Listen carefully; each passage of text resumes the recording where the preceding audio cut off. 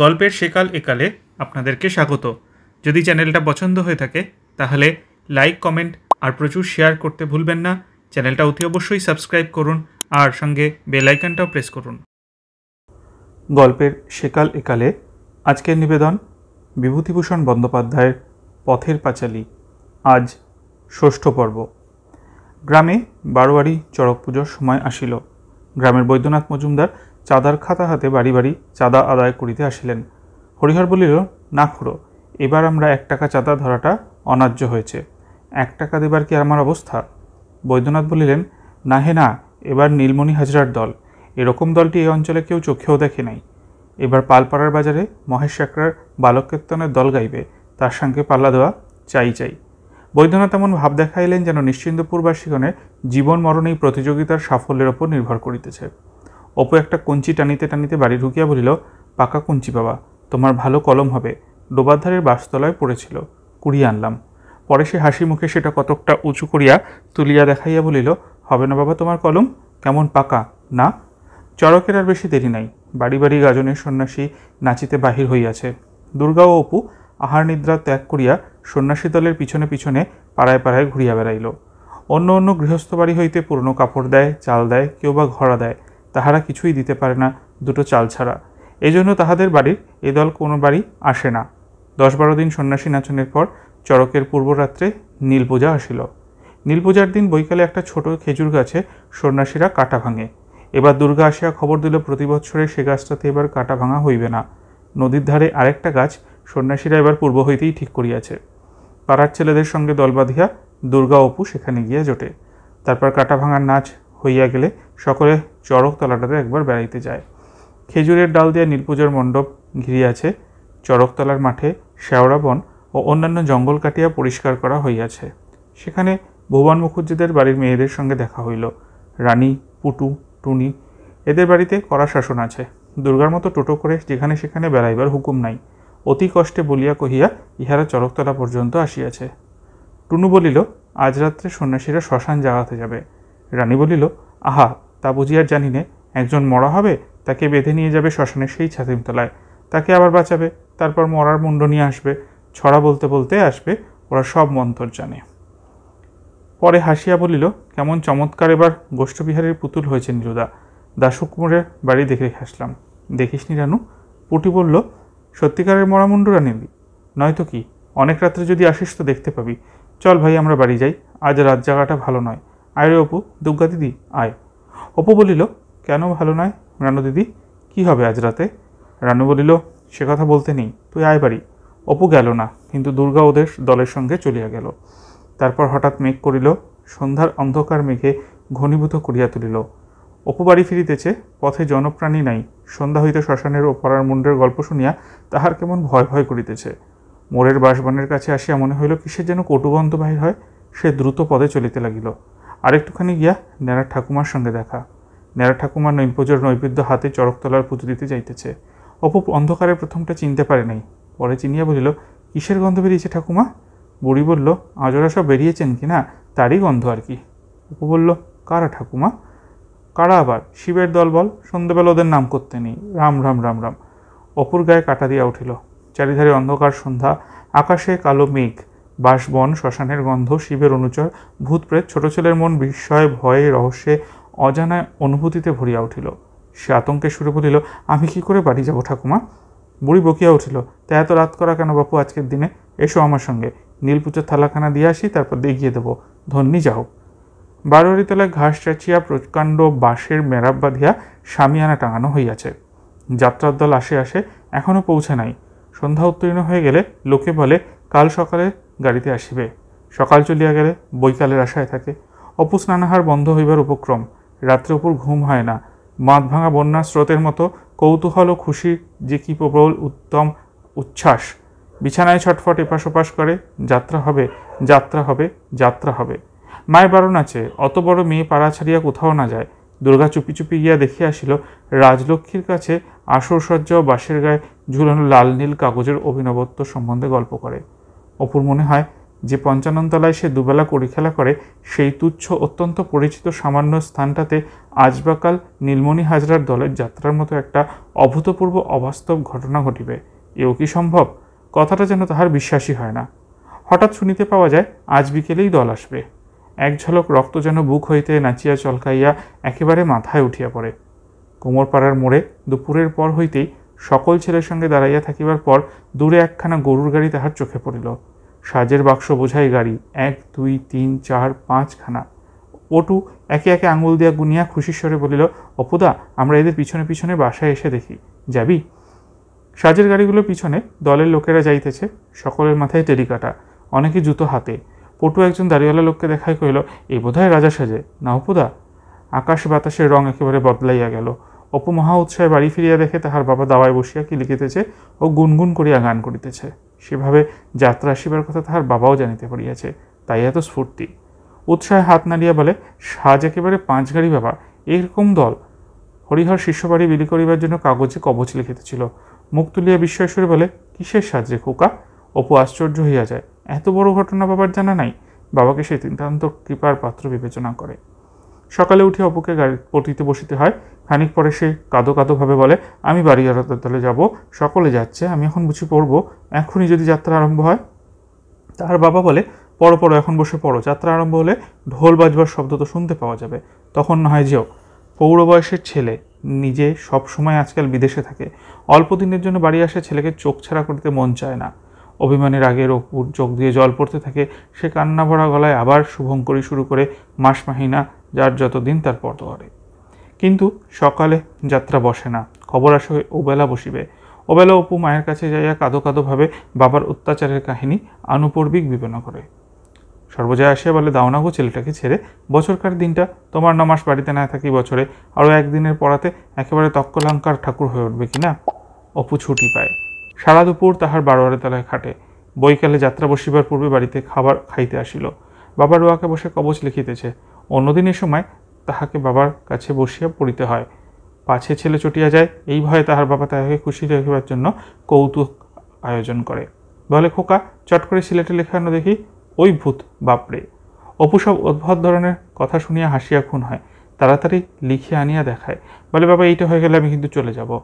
তাহার বাবা বলে, আচ্ছা যেও যেও যেও এখন খোকা, আচ্ছা চট করে লিখে আনো দেখি। আরেকটা অদ্ভুত কথা বলে। অপু আবার হাসিয়া ওঠে। আজ কিন্তু অপুর মনে হইল বাহির হইতে কি একটা প্রচণ্ড শক্তি আসিয়া তাহাকে তাহার বাবার নিকট হইতে সরাইয়া লইয়া গিয়াছে। বাবা নির্জন ছায়াভরা বৈকালে বাঁশবন ঘেরা বাড়িতে একা একা বসিয়া লিখিতেছেন, কিন্তু এমন শক্তি নাই যে তাহাকে বসাইয়া রাখে। এখন যদি বলে, খোকা এসো পড়তে বসো, অমনি চারদিকে কেমন একটা ভয়ানক প্রতিবাদের হট্টগোল উঠিবে। সকলে যেন বলিবে, না নাই হয় না, যাত্রা যে বসে বসে। কোন উচ্ছ্বাসের উল্লাসের প্রবল শক্তি তাহার বাবাকে যেন নিতান্ত অসহায় নিহায় দুর্বল করিয়া দিয়াছে। সাধ্য নাই যে তাহার পরিবার কথা পর্যন্ত মুখে উচ্চারণ করে। বাবার জন্য অপুর মন কেমন করে। দুর্গা বলিল, অপু, তুই মাকে বল, আমিও দেখতে যাব। অপু বলে, মা, দিদি কেন আসুক না আমার সঙ্গে? চিক দিয়ে ঘিরে দিয়েছে, সেইখানে বসবে। মা বলে, না, এখন থাক, আমি ওই ওদের বাড়ি ফিরে যাবে যখন তাদের সঙ্গে যাব, ও আমার সঙ্গে যাবে এখন। বারবাড়ি তলায় যাইবার সময় দুর্গা পিছন হইতে তাহাকে ডাকিল, শোন অপু। পরে সে কাছে আসিয়া হাসি হাসি মুখে বলিল, হাত পাত দেখি। অপু হাত পাতিতেই দুর্গা তাহার হাতে 2টো পয়সা রাখিয়া তাহার হাতটা নিজের 2 হাতের মধ্যে লইয়া মুঠা পাকাইয়া দিয়া বলিল, 2 পয়সার মুড়ি কি কিনে খাস? নয়তো যদি নিচু বিক্রি হয় কিনে খাস। ইহার দিন 7 পূর্বে একদিন অপু আসিয়া চুপি চুপি দিদিকে জিজ্ঞাসা করিয়াছিল, তোর পুতুলের বাক্সে পয়সা আছে, একটা দিবি? দুর্গা বলিয়াছিল, কি হবে পয়সা তোর? অপু দিদির মুখের দিকে চাহিয়া একটুখানি হাসিয়া বলে, নিচু খাবো। কথা শেষ করিয়া সে পুনরায় লজ্জায় হাসি পাচ্ছিল। কৈফিয়তে সুরে বলে, বৈষ্ণবদের বাগানোরা মাচা বেঁধেছে দিদি, অনেক নিচু পেরেছে। 2 ঝুড়ি, 1 পয়সায় 6টা, এত বড় বড়, একেবারে সিঁদুরের মতো রাঙা। সতু কিনলে, সাধন কিনলে। পরে একটু থামিয়া জিজ্ঞাসা করিল, আছে দিদি? দুর্গার পুতুলের বাক্সে সেদিন কিছুই ছিল না, সে কিছু দিতে পারে নাই। অপুকে বিরস মুখে চলিয়া যাইতে দেখিয়া সেদিন তাহার খুব কষ্ট হইয়াছিল। তাই কাল বৈকালে সে বাবার কাছে পয়সা 2টি চড়ক দেখিবার নাম করিয়া চাহিয়া লয়। সোনার ভাঁটার মতো ভাইটি, মুখের আবদার না রাখিতে পারিলে দুর্গার ভারী মন কেমন করে। অপু চলিয়া গেলে তাহার মা ঘাট হইতে আসিল, দুর্গা, একটা কাজ করতো, রানুদের বাগান থেকে 2টো গন্ধভেদালির পাতা খুঁজে নিয়ে আয়তো, অপুর শরীরটা অসুখ করেছে, একটু ঝোল করে দেবো। মায়ের কথায় সে এক ছুটে রানুদের বাগানে যায়। বাগানে মানুষ সমান উঁচু ঘন আগাছার জঙ্গলের মধ্যে ভন্ধভেদালির পাতা খুঁজিতে খুঁজিতে মনের সুখে মাথা দুলাইয়া পিসিমার মুখে ছোটবেলা শেখা একটা ছড়া আবৃত্তি করে। যাত্রা আরম্ভ হয়। জগৎ নাই, কেহ নাই, শুধু অপু আছে, আর নীলমণি হাজরার যাত্রার দল আছে সামনে। সন্ধ্যার আগে বেহালায় ইমন আলাপ করে ভালো বেহালাদার। পাড়াগাঁয়ের ছেলে, কখনো সে ভালো জিনিস শোনে নাই। উদাস করুণ সুরে হঠাৎ মন কেমন করিয়া ওঠে। মনে হয় বাবা এখনো বসিয়া বাড়িতে কি সেই লিখিতেছে, দিদি আসিতে চাহিয়াও আসিতে পারে নাই। প্রথম যখন জরির সাজ পোশাক পরিয়া টাঙানো ঝাড় ও কড়ির ডুমের আলো সজ্জিত আসরে রাজামন্ত্রীর দল আসিতে আরম্ভ করে, অপু মনে মনে ভাবে এমন সব জিনিস তাহার বাবা দেখিল না। সবাই আসিয়া পড়িয়াছে গ্রামের, তাহাদের পাড়ার কোনো লোক তো বাকি নাই। বাবা নেই কেন এখনো? পালা দ্রুত অগ্রসর হইতে থাকে। সেবার সে বালক কীর্তনের দলের যাত্রা শুনিয়াছিল। সে কি আর সে কি, এইসব সাজ, এইসব চেহারা। হঠাৎ পিছন থেকে কে বলে, খোকা বেশ দেখতে পাচ্ছ তো? তাহার বাবা কখন আসিয়া বসিলে অপু জানিতে পারে নাই। বাবাকে দিকে ফেরিয়া বলে, বাবা দিদি এসেছে, চিকের মধ্যে বুঝি? মন্ত্রীর গুপ্ত ষড়যন্ত্রে যখন রাজার রাজ্যচ্যুত হইয়া স্ত্রীপুত্র লইয়া বনে চলিতেছেন, তখন কাঁদনের সুরে বেহালার সঙ্গত হয়। তারপর রাজা করুণ রস বহুক্ষণ জমাইয়া রাখিবার জন্য স্ত্রীপুত্রের হাত ধরে এক এক পা করে থামেন, আর এক এক পা অগ্রসর হইতে থাকেন। সত্যিকার জগতে কোনো বনবাস গমনোদ্গত রাজার নিতান্ত অপ্রকৃষ্ট না হইলে একদল লোকের সম্মুখে সেরূপ করে না। বিশ্বস্ত সেনাপতি রাগে এমন কাঁদেন যে মৃগীর রোগগ্রস্ত রোগীর পক্ষেও তাহা হিংসার বিষয় হইবার কথা। অপলোক চোখে চাহিয়া বসিয়া থাকে, মুগ্ধ বিস্মিত হইয়া যায়। এমন তো কেউ সেখন দেখে নাই। তারপর কোথায় চলিয়া গেছেন রাধা, কোথায় রানী? ঘন নিবিড় বনে শুধু রাজপুত্র অজয় আর রাজকুমারী ইন্দুলেখা ভাই বোন ঘুরিয়া বেড়ায়। কেউ নাই যে তাহাদের মুখের দিকে চায়, কেউ নাই যে নির্জন বনে তাহাদের পথ দেখাইয়া লইয়া চলে। ছোট ভাইয়ের জন্য ফল আনিতে একটু দূরে চলিয়া যায় ইন্দুলেখা, আর ফেরে না। অজয় বনের মধ্যে বোনকে খুঁজিয়া বেড়ায়, তাহার পর নদীর ধারে হঠাৎ খুঁজিয়া পায় ইন্দুলেখার মৃতদেহ। ক্ষুধার তাড়নায় বিষ ফল খাইয়া সে মরিয়া গিয়াছে। অজয়ের করুণ গান কোথা ছেড়ে গেলিয়ে বনপ্রান্তরে প্রাণপ্রিয় প্রাণসখীরে শুনিয়া অপু এতক্ষণ মুগ্ধ চোখে চাহিয়াছিল, আর থাকিতে পারে না, ফুলিয়া ফুলিয়া কাঁদে। কলিঙ্গরাজের সহিত বিচিত্রকেতুর যুদ্ধে তলোয়ার খেলা কি? যায় বুঝি ঝাড়গুলো কুড়া হয়, না হয় হতভাগ্য দর্শকের চোখ দুটি পাজায়।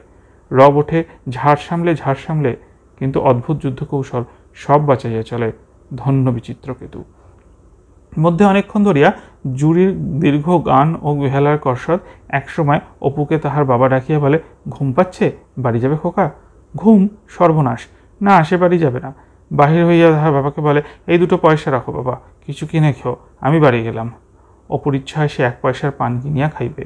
পানের দোকানের কাছে অত্যন্ত কিসের ভিড় দেখিয়া অগ্রসর হইয়া দেখে অবাক কাণ্ড, সেনাপতি বিচিত্রকেতু হাতিয়ারবন্ধ অবস্থায় বাদশাহী কিনিয়া ধরাইতেছেন। তাহাকে ঘিরিয়া রথযাত্রার ভিড়। আশ্চর্যের ওপর আশ্চর্য। রাজকুমার অজয় কোথা হইতে আসিয়া বিচিত্রকেতুর কোনোয় হাত দিয়া বলিল, 1 পয়সার পান খাও না কিশোরীদা।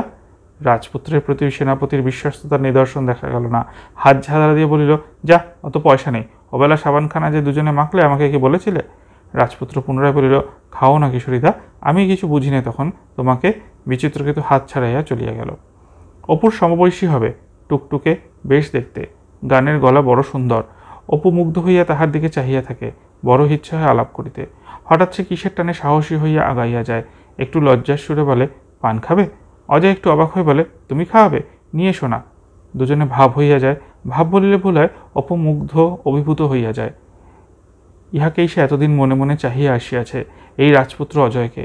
তাহার মায়ের শত রূপকথার কাহিনীর মধ্য দিয়া শৈশবের শত স্বপ্নময়ী মুগ্ধ কল্পনার চোরে তাকে প্রাণ ইহাকেই চাহিয়াছে।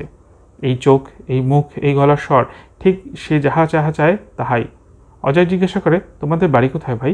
আমাকে একজনের বাড়ি খেতে দিয়েছে, বড্ড বেলায় খেতে দেয়। তোমাদের বাড়িতে খায় কে? খুশিতে অপুর সারাগা কেমন করে। সে বলে, ভাই আমাদের বাড়িতে একজন খেতে যায়, সে আজ দেখলাম ঢোলক বাজাচ্ছে। তুমি কাল থেকে যেও, আমি এসে নিয়ে যাব। ঢোলক আলা না হয় তুমি যে বাড়িতে আগে খেতে যেতে সেখানে যাবে। খানিকক্ষণ দুজনে এদিক ওদিক বেড়াইবার পর অজয় বলে, আমি যাই ভাই, শেষ সিনে আমার গান আছে, পাঠ কেমন লাগছে তোমার? শেষ রাত্রে যাত্রা ভাঙিলে অপু বাড়ি আসে।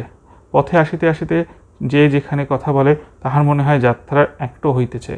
বাড়িতে তাহার দিদি বলে, ও অপু কেমন যাত্রা শুনলি? অপুর মনে হয় গভীর জনশূন্যে বনের মধ্যে রাজকুমারী ইন্দুলেখা কি বলিয়া উঠিল। কিসের যে ঘোর আমাকে পাইয়া বসিয়াছে। মহা খুশি হয়েছে, বলে কাল থেকে অজয় যে সেজেছিল মা, সে আমাদের বাড়ি খেতে আসবে। তাহার মা বলে দুজনে খাবে? দুজনকে কোত্থেকে? অপু বলে তা না, একজন তো চলে যাবে, শুধু অজয় খাবে। দুর্গা বললে কেমন যাত্রা রে অপু, এমন কখনো দেখিনি। কেমন করে গান করলে যখন রাজকন্যা মরে গেল? অপুর রাত্রে ঘুমের মুখরে চারিদিকে বেহালা সঙ্গীত হয়। ভোর হইলে একটু বেলায় তাহার ঘুম ভাঙে, শেষ রাত্রে ঘুমাইয়াছে, তৃপ্তির সঙ্গে ঘুম হয় নাই। সূর্যের তীক্ষ্ণ আলোয় চোখে যেন ছুঁচ বিধে, চোখে জল দিয়ে জ্বালা করে, কিন্তু তাহার কানে একটা বেহালা ঢোল মন্দিরার ঐকতান বাজনাও যেন তখন বাজিতেছে। তখন যেন সে যাত্রার আসরেই বসিয়া আছে।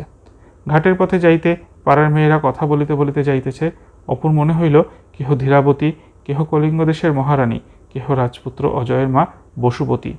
দিদির প্রতি কথায় হাত পাড়ার ভঙ্গিতে রাজকন্যা ইন্দুলেখা যেন মাখানো। কাল যে ইন্দুলেখা সাজিয়াছিল তাহাকে মানাইয়াছিল মন্দ নয় বটে, কিন্তু তাহার মনে মনে রাজকন্যা ইন্দুলেখার যে প্রতিমা গড়িয়া উঠিয়াছিল তাহা তাহার দিদিকে লইয়া। ওই রকম গায়ের রং, অমনি বড় বড় চোখ, অমনি সুন্দর মুখ, অমনি সুন্দর চুল। ইন্দুলেখা তাহার সকল করুণা স্নেহ মাধুরী লইয়া কোন সেকালের দেশের অতীত জীবনের পরে আবার তাহার দিদি হইয়া যেন ফিরিয়া আসিয়াছে। কাল তাই ইন্দুলেখার কথার ভঙ্গিতে প্রতি পদক্ষেপে দিদিই যেন ফুটিয়া ফুটিয়া বাহির হইতেছিল। যখন গভীর বনে সে শত স্নেহে ছোট ভাইকে জড়াইয়া রাখিয়াছিল, তাকে খাওয়াইবার জন্য ফল আহরণ করিতে গিয়া এক নির্জন বনের মধ্যে হারাইয়া গেল, সেই একদিনের মাকাল ফলের ঘটনাটাই অপুর ক্রমাগত মনে হইতেছিল। দুপুরবেলা খাইবার সময় অপু গিয়া অজয়কে ডাকিয়া আনিল। তাহার মা দুজনকে এক জায়গায় খাইতে দিয়া অজয়ের পরিচয় লইতে বসিল। সে ব্রাহ্মণের ছেলে, কেহ নেই, মাসি মানুষ করিয়াছে, সেও মরিয়া গিয়াছে। আজ বছরখানেক যাত্রার দলে কাজ করিতেছে। সর্বজয়া ছেলেটির উপর খুব স্নেহ হইল, বারবার জিজ্ঞাসা করিয়া তাহাকে খাওয়াইল। খাওয়াইবার উপকরণ বেশি কিছু না, তবু ছেলেটা খুব খুশির সঙ্গে খাইল। তাহার পর দুর্গা মাকে চুপি চুপি বলল, মা, ওকে কি কালকের গানটা গাইতে বলো না, সেই কোথা ছেড়ে গেলে বন প্রান্তরে প্রাণপ্রিয় প্রাণসখীরে। অজয় গলা ছাড়িয়া গান গাইল। অপু মুগ্ধ হইয়া গেল। সর্বজয়ার চোখের পাতা ভিজিয়া আসিল। আহা, এমন ছেলের মা নেই। তাহার পরে সে আরও গান গাইল। সর্বজয়া বলিল, বিকেলে মুড়ি ভাজবো, তখন এসে অবশ্যই করে মুড়ি খেয়ে যেও, লজ্জা করো না যেন, যখন খুশি আসবে আপনার বাড়ির মতো, বুঝলে। অপু তাহাকে সঙ্গে করিয়া নদীর ধারে বেড়াইতে গেল, যেখানে অজয় বলিল, ভাই, তোমার তো মিষ্টি গলা, একটা গান গাও না। অপুর খুব ইচ্ছে হইল ইহার কাছে গান শোনায় বাহাদুরি লইবে, কিন্তু বড় ভয় করে, একজন যাত্রাদলের ছেলে, এর কাছে তার গান গাওয়া। নদীর ধারে বড় শিমুল গাছটার তলায় চলাচলতির পথ হইতে কিছু দূর বাস ধরে হয়ে দুজনে বসে। অপু অনেক কষ্টে লজ্জা কাটাইয়া একটা গান করে। শ্রীচরণে ভার একবার গাতল হে অনন্ত দাসুরায়ের পাঁচালীর গান বাবার মুখে শুনিয়া সে শিখিয়া লইয়াছে। অজয় অবাক হইয়া যায়, বলে, তোমার এমন গলা ভাই, তা তুমি গান গাও না কেন? আরেকটা গাও। অপু উৎসাহিত হয়ে আরেকটা ধরে। খেয়ার অংশে বসে বসে মন ডুবল বেলা খেয়ার ধারে। তাহার দিদি কোথা হইতে শিখিয়া আসিয়া গাইত, সুরটা বড় ভালো লাগায় অপু তাহার কাছে হইতে শিখিয়াছিল। বাড়িতে কেউ না থাকিলে মাঝে মাঝে গানটা তাহারা দুজনে গাইয়া থাকে। গান শেষ হলে অজয়ের প্রশংসায় উচ্ছ্বসিত হইয়া উঠিল। বলিল, এমন গলা থাকলে যে কোনো দলে ঢুকলে 15 টাকা করে মাইনে দেবে, সে দে বলছি তোমায়, এর ওপর যদি বেশি শেখো। বাড়িতে কেউ না থাকিলে দিদির সামনে গাহিয়া অপু কতদিন দিদিকে জিজ্ঞাসা করিয়াছে, হ্যাঁ দিদি, আমার গলা আছে, গান হবে। দিদি তাহাকে বরাবর আশ্বাস দিয়ে আসিয়াছে, কিন্তু দিদির আশ্বাস যতই আশাপ্রদ হোক, আজ একজন সঙ্গীতজ্ঞ খাস যাত্রার দলের নামকরা মেডেলওয়ালা গায়কের মুখে এ প্রশংসার কথা শুনিয়া আনন্দে অপু কী বলিয়া উত্তর করিবে ঠাউর করিতে পারিল না। বলিল, তোমার এই গানটা আমার শেখাও না। তাহার পর দুজনে গলা মিলাইয়া সে গান গাইল। অনেকক্ষণ হইয়া গেল। নদী বাহিয়া ছপ ছপ করিয়া নৌকা চলিতেছে। নদীর পাড়ের নিচে জলের ধারে একজন কি খুঁজিয়া বেড়াইতেছে। অজয় বলিল, কি খুঁজছে ভাই? অপু বলিল, ব্যাঙাচি খুঁজছে, ছিপে মাছ ধরবে। তাহার পর বলিল, আচ্ছা ভাই, তুমি আমাদের এখানে থাকো না কেন, যেও না কোথাও, থাকবে? এমন চোখ, এমন মিষ্টি গলার সুর, তাহার ওপর অপুর কাছে সেই রাজপুত্র অজয়। কোন বনে ফিরিতে ফিরিতে অসহায় ছন্নছাড়া রূপবান রাজার ছেলের সঙ্গে হঠাৎ দেখা হইয়া ভাব হইয়া গিয়াছে, চিরজন্মের বন্ধু, আর তাহাকে কি করিয়া ছাড়া যায়। অজয়ও অনেক মনের কথা বলিয়া ফেলিল। এমন সাথী তাহার আর জুটে নাই। সে প্রায় 40 টাকা জমাইয়াছে, আর একটু বড় হলে এ দল সে ছাড়িয়া দেবে। অধিকারী বড় মারে, সে আশুতোষ পালের দলে যাবে, সেখানে বড় সুখ, রোজ রাত্রে লুচি, না খাইলে 3 আনা পয়সা খোরাকি দেয়। এ দল ছাড়িলে সে আবার অপুদের বাড়ি আসিবে ও সে সময় কিছুদিন থাকিবে। বৈকালের কিছু আগে অজয় বলিল, চলো ভাই, আজ আবার এখনই আসর হবে, সকাল সকাল ফিরি। যদি পরশুরামের দর্প সংসার হয় তাহলে আমি নিয়তি সাজব। দেখো কেমন একটা গান আছে। আরও 3 দিন যাত্রা হইল। গ্রামশুদ্ধ লোকের মুখে যাত্রা ছাড়ার কোনো কথাই নাই। পথে ঘাটে মাঠে গায়ের মাঝি নৌকা বাহিতে বাহিতে, রাখাল গরু চড়াইতে চড়াইতে যাত্রাপালার নতুন শেখা গান গায়। গ্রামের মেয়েরা দলের ছেলেদের বাড়ি ডাকাইতে যাওয়ার সময় গান ভালো গাইয়াছে, তাহার মুখে সে গান ফরমাইশ করিয়া শুনিতে লাগিলেন। অপু আরও 3-4টে নতুন গান শিখিয়া ফেলিল। একদিন সে যাত্রার দলের বসায় অজয়ের সঙ্গে গিয়াছে। সেখানে তাহাকে দলের সকলে মিলিয়া ধরিল একটা গান গাইতে হইবে। সেখানে সকলে অজয়ের মুখে শুনিয়াছে সে খুব ভালো গান গায়। অপু বহু সদ্য সাধনার পর নিচের বিদ্যা ভালো করিয়া জাহির করিবার খাতিরে একটা গান গাইয়া ফেলিল। সকলে তাহাকে ধরিয়া অধিকারের নিকটে লইয়া গেল। সেখানেও তাহাকে একটা গান গাইতে হইল। অধিকার কালো রঙের বুড়িওয়ালা লোক, আসরে জুড়ি সাজিয়া গান করে। গান শুনে বলিল, এসো না খোকা, দলে আসবে। অপুর বুকখানা আনন্দে ও গর্বে 10 হাত হইল। আরও সকলে মিলিয়া তাহাকে ধরে, এসো চলো, আমরা তোমাকে নিয়ে যাই। অপুর তো ইচ্ছা সে এখনই যায়। যাত্রা দলে কাজ করা মনুষ্য জীবনের চরম উদ্দেশ্য। সে কথা এতদিন সে কেন জানিত না, ইহাই তো আশ্চর্যের বিষয়। সে গোপন অজয়কে বলে, আচ্ছা ভাই, এখন যদি আমি দলে যাই আমাকে কি সাজতে দেবে? অজয় বলল, এখনই সখী টখি কি বালকের পাঠ এইরকম, তারপর ভালো করে শিখলে। অপু সখী সাজিতে চায় না। জরির মুকুট মাথায় সে সেনাপতি সাজিয়া তলোয়ার ঝুলাইবে, যুদ্ধ করিবে। বড় হইলে সে যাত্রার দলে যাইবেই, উহাই তাহার জীবনের ধ্রুব লক্ষ্য। অজয় তাহাকে চুপি চুপি কোষ্ঠীপাথরের রঙের এক ছোকরাকে দেখাইয়া কহিল, এই যে দেখছো, এর নাম বিষ্টু তেলি। আমার সঙ্গে মোটে বনে না। আমার নিজের পয়সায় দেশলাই কিনে বালিশের তলায় রেখে দিই, দেশলাই উঠিয়ে নেয় চুরুট খেতে, আর দেয় না। আমি বলি আমার রাত্রে ভয় করে, দেশলাইটা দাও, অন্ধকারে মন ছমছম করে। তাই সেদিন চেয়েছিলাম বলে এমন একটা থাবড়া মেরেছে। নাচে ভালো বলে অধিকারী বড় খাতির করে, কিছু বলবারও জো নাই। দিন 5 পরে যাত্রাদলের গাওয়া শেষ হইয়া গেলে তাহারাও রওনা দেয়। অজয় বাড়ির ছেলের মতো যখন তখন আসিতে যাইত। এই কয়দিনের মধ্যে সে অপুরই আরেক ভাই হইয়া বসিয়াছিল। অপুরই বয়সী ছোট ছেলে, সংসারে কেহ নাই শুনিয়া সর্বজয়া তাহাকে এই কয়দিন অপুর মতো যত্ন করিয়াছে। দুর্গাও তাহাকে আপন ভাইয়ের চোখে দেখিয়াছে, তাহার কাছে গান শিখিয়া লইয়াছে, কত গল্প শুনাইয়াছে, তাহার পিসিমার কথা বলিয়াছে। 3 জনে মিলিয়া উঠোনে বড় বড় আঁকিয়া গঙ্গা যমুনা খেলিয়াছে। খাইবার সময় জোর করিয়া বেশি খাইতে বাধ্য করিয়াছে। যাত্রাদলে থাকে, কে কোথায় দেখে, কোথায় শোয়, কি খায়, আহা বলিবার তো কেহ নাই। গৃহ সংসারের যে স্নেহস্পর্শ বোধহয় জন্মবিধি তাহার ভাগ্যে ঘটে নাই। অপ্রত্যাশিতভাবে আজ তাহার স্বাদ লাভ করিয়া লোভীর মতো সে কিছুতেই ছাড়িয়া যাইতে চাইতেছিল না।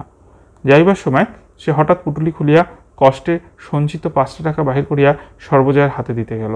একটু লজ্জা সুরে বলিল, এই 5টা টাকা দিয়ে দিদির বিয়ের সময় একখানা ভালো কাপড়।